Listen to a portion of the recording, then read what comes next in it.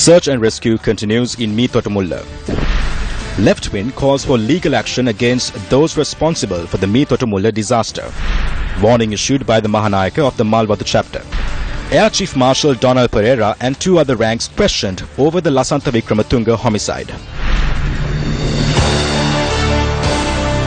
Good evening and welcome to Primetime News. I'm Sandru Ferdinando. And I'm Nicola D'Souza. We start off with our top story.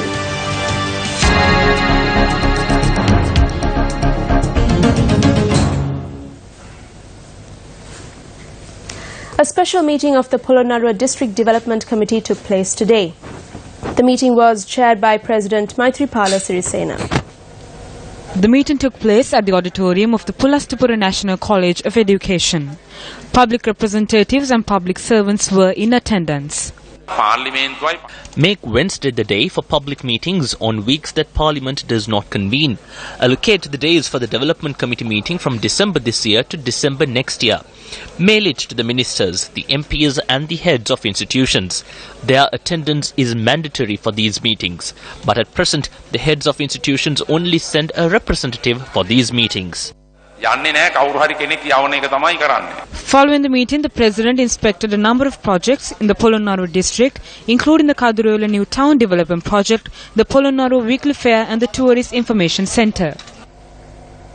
The Attorney General informed Colombo Additional Magistrate Jairam Choksi today that an extensive investigation is being conducted into classified information received by the Criminal Investigations Department from confidential informants in relation to the murder of rugby player Basim Tajuddin.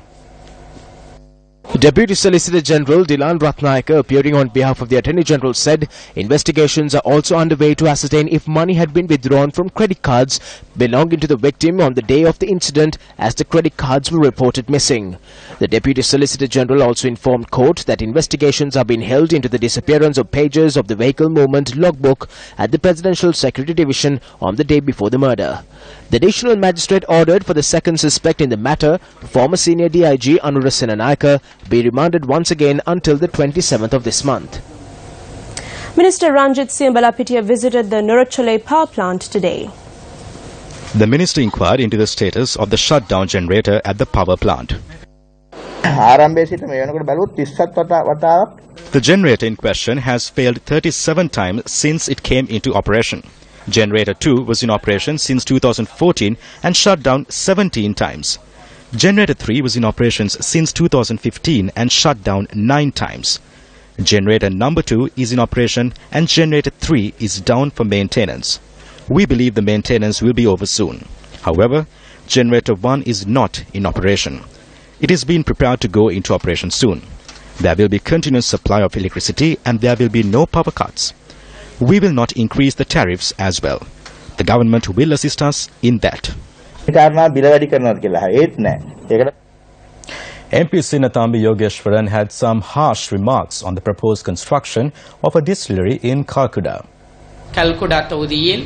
UNP supporters have initiated the construction of a distillery in Calcutta. Approval has not been obtained from the Pradesh Sabha for this construction. We informed the Secretary of the Pradesh Sabha to stop this and he acted on it. A resolution was presented at the Eastern Provincial Council against it. This construction must be stopped. When the Secretary of the Pradesh Sabha has written to them on the matter, they have opposed it. Arjun Aloysius is the son-in-law of Arjun Mahendran, who has many allegations against him.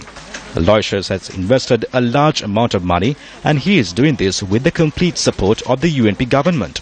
Equipment for the distillery has been imported to the country free of tax. UNP district organizers Shashidharan and Jagan are deeply invested in this. In order to prevent any attempts to stop this, they are making large donations to the co-bills. The people have also been given money to say that they do not oppose this. A letter was prepared by the provincial councils addressed to the president calling for this construction to be stopped. However, Provincial Minister Thurai Rajasingham and councillors Karunaharan and Krishna Pillai have not signed that document. This is a disappointing situation. The proposed distillery, believed to be owned by W.M. Mendes and Company Limited, will be constructed on a 19-acre plot of land in Calcutta, Batiklo. W.M. Mendes and Company Limited had also published newspaper advertisements in relation to this distillery. The newspaper advertisements say a factory to produce ethyl using corn is to be constructed in the east. ethyl alcohol එහෙම නැත්නම් ethanol මේ සියලුම දේන් කියවෙන්නේ ඇත්තටම එකම ද්‍රව්‍යය. Ethyl or ethyl alcohol or ethanol are the same thing. In chemical terms, these molecules are given the name based on the number of carbon atoms present. The scientific formula for ethanol is C2H5OH. Ethyl is the breakaway from ethanol. People normally refer to this as ethyl alcohol, but we refer to it as ethanol. It is ethanol that is given so many different names. මොන නමින් හඳුන්වුවත් මේ අතරම ethanol කියන සංයෝගය තමයි අපි මේ සියලුම නම් වලින් හඳුන්වන්නේ. ethyl මධ්‍යසාරය එක්තරා මධ්‍යසාර වර්ගයක්. Ethyl alcohol is a type of alcohol. The terminology was given by IUPAC. Ethanol and ethyl alcohol are both the same thing. Locally, this is used in distilleries for the production of alcohol for consumption. Investigations are continuing after a body of a police officer was found in the Neelabama area in Saliyaweva. The body was discovered on top of a rock in the Neelabama area. Our correspondent reported that the police were tipped off by a local.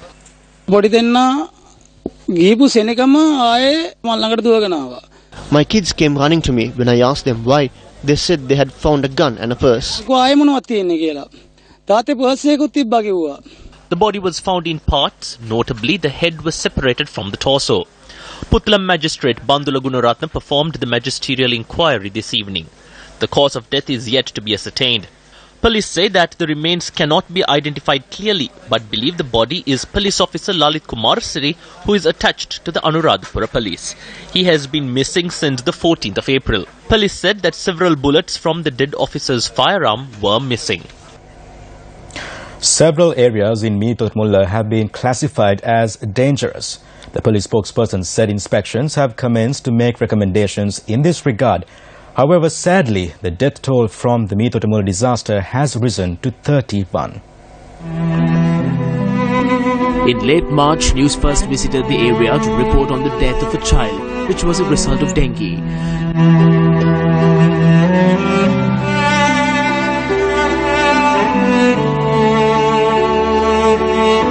Though the family of this deceased child survived, their home was completely destroyed.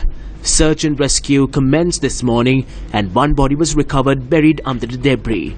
Rescue services today called in the police K9 units to support the efforts. A complex owned by the Paddy Marketing Board has been selected to house the displaced and they will be moved to this location on Friday. Personnel from the Civil Defence Force are leading the renovation process of this complex, making it suitable for people to live in.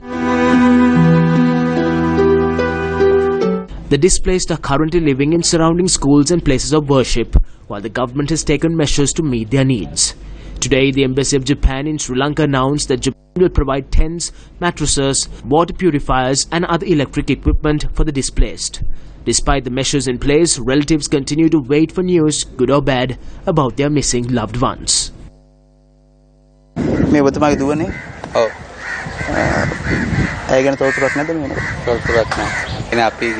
This tragedy happened when we were going home. I turned around to pay the fare for the three-wheeler.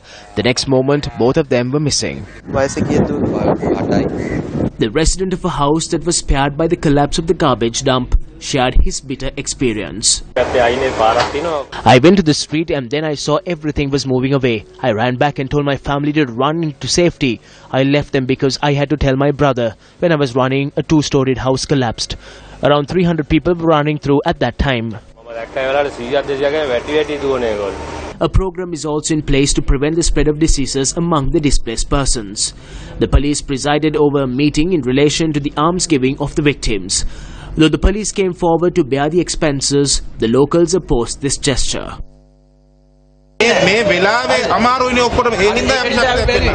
ඒක අපි කිසිම credit එකක් ගන්න කිසිම ලාභ ප්‍රයෝජනයක් ගන්න කරන දෙයක් නෙවෙයි. ඒක හරියටම හරි. අපි මෙච්චර කල් මේ සංවාදය කරේ ඒ විදියටම අපි මේ සාධනාවේ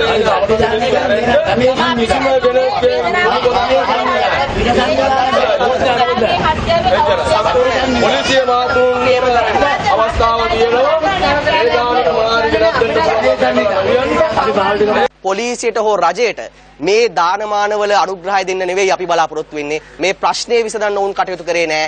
ඔවුන් මගින් මේ අයට දාන දෙනවා කියන එක තරම් අගෞරවයක් මේ මියගේ අයට නැහැ කියන අදහස අපි ඔවුන්ට ප්‍රකාශ කරා. The police left thereafter.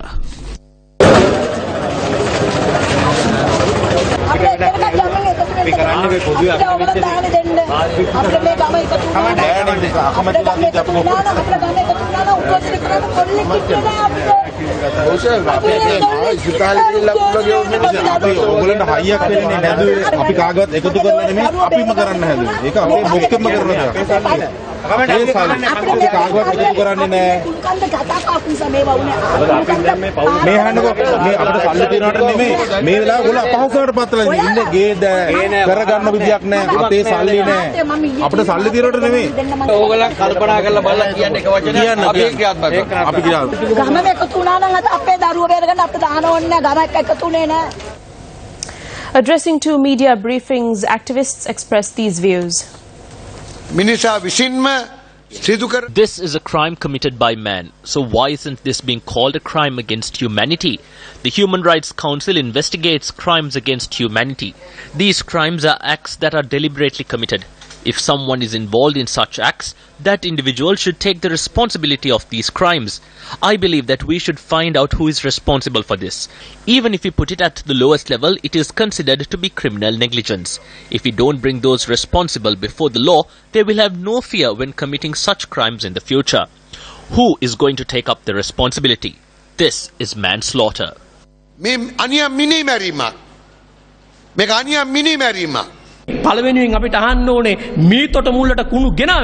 First of all, we need to ask who brought garbage to Meethotamulla. It was the Ministry of Defence and Urban Development back in 2008. At that time, it was Gotabaya Rajapaksa who headed the Defence Ministry as the Secretary of Defence. Gotabaya Rajapaksa did this even when there was a court ruling against it. No one was able to stop him. In 2011, people took to the streets. Anurasena Nayaka attacked them. Certain media organizations have the footage of how he attacked and chased away the protesters. That is how they planned the dumping of garbage, and that is how they stayed until the final few months of their tenure to try to solve this issue. That is how it started. In order to make the fantasy of higher middle class and rich people living in Colombo a reality, they dumped the garbage thrown away by them on these people. Views were expressed regarding a petition that was presented to the Supreme Court in 2009 against the Meethotamulla garbage dump. I sought Supreme Court assistance in 2009. The case number is 218. The Supreme Court presented a short-term solution. There were recommendations for the long run as well. However, all those recommendations were sabotaged. By whom? The garbage mafia. In 2009, SCFR number 218 was filed. The Chief Justice at the time was Sarathan Silva. The CMC did not carry out any assessment or survey on an estimate into this land. They involved the Chief Justice as well, and eventually court delivered an order to temporarily dispose garbage at this location.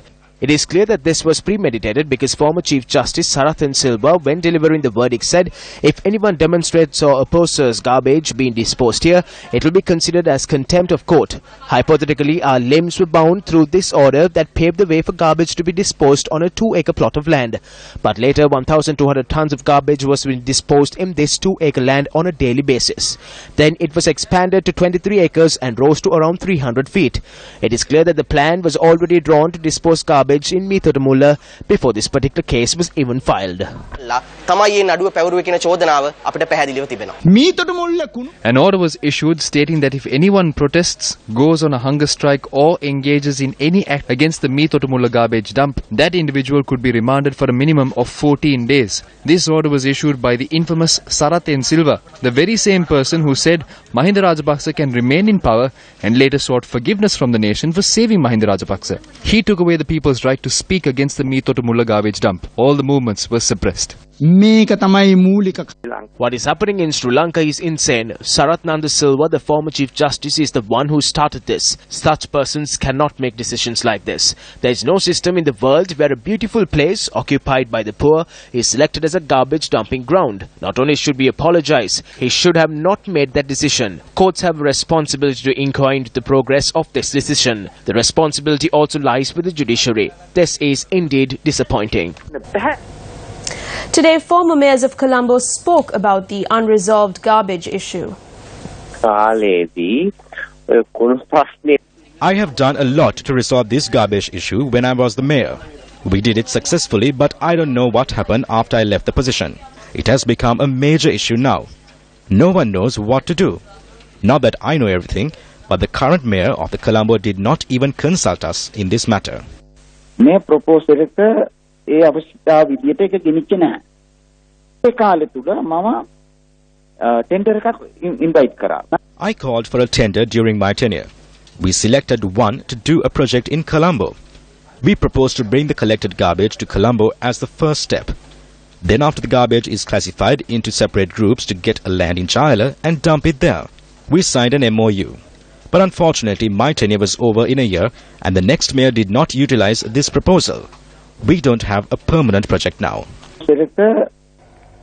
When News First toured Colombo today, we observed how garbage had been accumulated in a number of locations around the city following the festive season. Newsfirst cameras captured the way in which garbage had been dumped in a number of locations in the city, including Borala, Bumblebee and Torrington.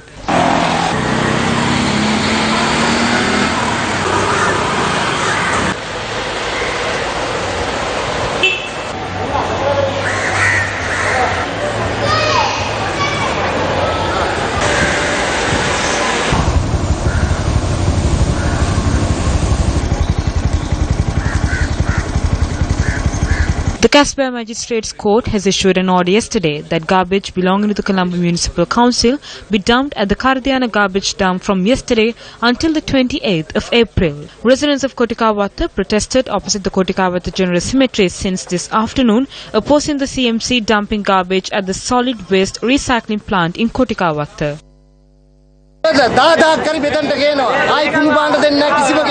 This is a situation that arose when the Kotikawata Mulleriyava Divisional Secretary Chandini Kanayaka arrived at the location. To dump the garbage in Kardiana, we need to obtain a court order. We were given permission to dump the garbage in Kolonava for 4 days as the courts have not reconvened.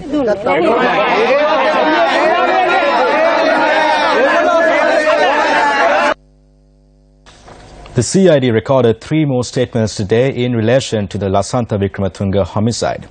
The statements were recorded from former Chief of Defence Staff Air Chief Marshal Donald Pereira and 2 former Major Generals.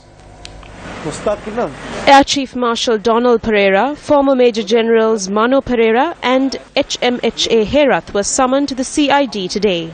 Major General HMHA Herath served as Director of the Joint Operations Command Headquarters during the period when Lasantha Wickrematunge was assassinated. During the same time, Major General Mano Pereira served as the Operations Director for Colombo. As the trio had made contradicting statements to the CID previously, they were summoned today to record a joint statement. We provided evidence over the Lasantha Wickrematunge homicide. CDS and I were both at the Joint Operations Center at that time. We provided the information that we are aware of. We told them how we came to know of the incident. We don't know about that. We told them all we know. This is just dragging on. We were informed about the incident by former Major General Mano Pereira. They must ask him as to who told him about it.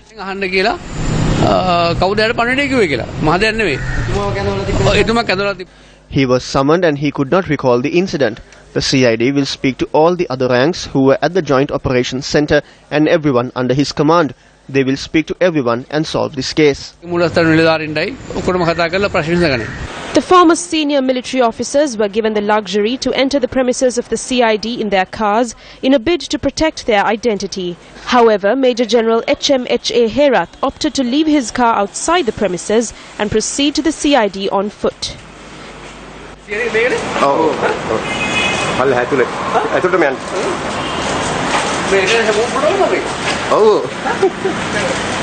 The army brass were also given the luxury of having their vehicles come into the CID premises for them to leave. Major General HMHA Herath decided to make a statement to the media before leaving.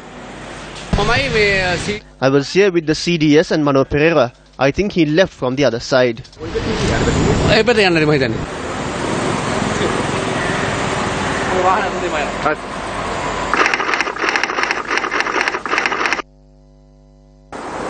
The person called Kumar Herath. He is a retired army officer. Kumar Herath was not given promotion by me. When I was the commander of the army, he was told that he will not be promoted, he will be sent on retirement without promotion. He was a brigadier at that time. So this man was a disgruntled officer basically, who was not outstanding, efficient officer. Later on, he was promoted by Gotabaya Rajapaksa after I retired and left the army. Even after Kumar Herath retired, he was recalled and put in charge of the cadet corps. So he became Gotabaya's henchman. This Kumar Herath, his background is that. And also once when we were doing politics with the Democratic Party, my party supporters and I went to Dalda Maligawa through the entrance from where you can take the vehicles into this place, and Kumar Herath was coming out and he was still in uniform. He blocked the road and he said we can't go, we can't proceed. He wanted all of us to, he being a retired army commando, so he wanted all of us to take reverse our vehicles for him to proceed forward. So that's the nature of the man. He went to CID today and he has tried to put up a big show before entering the CID. When CID had already permitted him to go in vehicle, he got down from the vehicles outside the CID for the cameras to record him. And when he was leaving the CID also, he was told that he can take his vehicles in and go out in the vehicle, but he has walked out and given various statements to cameras. So Kumar Herath was Gotabaya's man. Even now, he is a strong member, frontline person of Gotabaya Rajapaksa's organization, a political organization which is called Vidwat Magga or something. So this is Kumar Herath's background. Former President Mahinda Rajapaksa paid homage to the Temple of the Sacred Tooth Relic in Kandy today. After visiting the Temple of the Sacred Tooth Relic, the former president paid respects to the chief prelate of the Siam sect, Most Venerable Varkagoda Sri Nanaratana Thero. Having paid respects to the Most Venerable Tibetuave Sri Sumangala Thero of the Malwata chapter of the Siam sect, former President Rajapaksa also met with the Most Venerable Kibul Kumbure Vimaladharma Thero. UNP වේවා ශ්‍රී ලංකා වේවා JVP වේවා මේ විදිහට මේ කඩාගෙන Differences have emerged because of the greed for power. Be it the UNP, the SLFP or the JVP, these actions are destroying the country. The SLFP belongs to SWRD Bandaranaike, not you nor the President. So everyone should come together to protect this country. The Sinhalese should come together to do this. There is no point in blaming each other and pointing the finger at each other. Look at the garbage dump collapse. 30 lives have been lost, but they are passing the blame. Go to countries like Thailand and England. They also have large populations, but we need to take examples from such countries. With the change in government, the New Year traditions and practices too have changed yearly. Even the chief prelate said so himself. What is the reason behind this?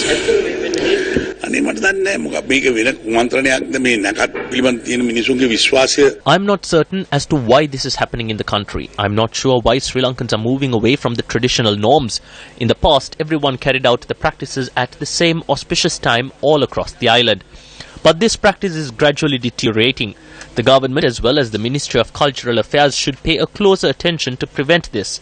I wonder if the present government is being negatively influenced by a foreign force.